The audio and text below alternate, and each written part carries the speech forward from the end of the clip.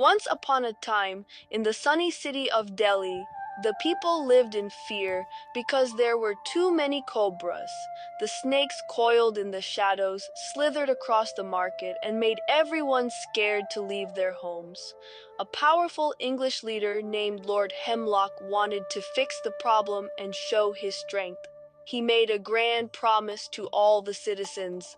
I will give one shiny silver coin for every dead cobra you bring to my office. We will make Delhi safe. This was a wonderful reward. The poor people of Delhi, eager for money, grabbed their sticks and nets and began hunting. The number of snakes seemed to drop, and Lord Hemlock often smiled, thinking he was very clever. But one greedy man named Jeevan had a much different idea.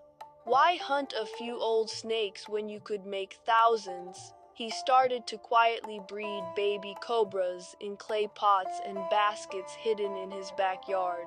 He kept them safe and fed them until they were just big enough to trade for a silver coin. The reward had made him see dollar signs instead of danger. For weeks, Jeevan grew richer and richer. Lord Hemlock's treasurer came to him one day with a worried face.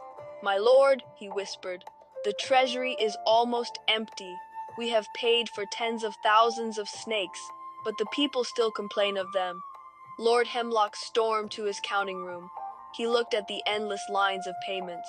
He realized with a gasp that the snakes the people brought in were all small, all young, and all looked strangely the same. He had been tricked. The people weren't solving the problem, they were making it bigger. In a huge fit of fury, Lord Hemlock ran into the square. He pointed at the crowds and shouted, "Stop this madness! No more money! The reward is cancelled this very moment!" Jeevan and the other clever breeders were left with thousands of worthless, hungry cobras in their courtyards. The snakes were dangerous, and they cost money to feed.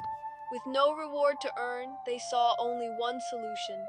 That very night, under the deep cover of darkness, the breeders crept through the city streets. They opened every pot and basket, releasing a silent, slithering flood of serpents into the city.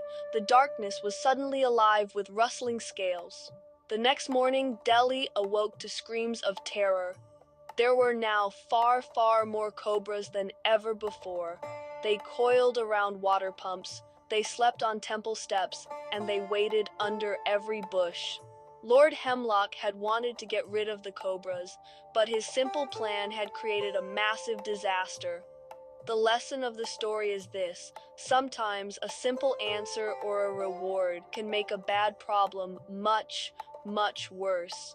If a leader doesn't think about how people will use a reward, they might just encourage the wrong behavior. This is why people call this kind of mistake the Cobra effect.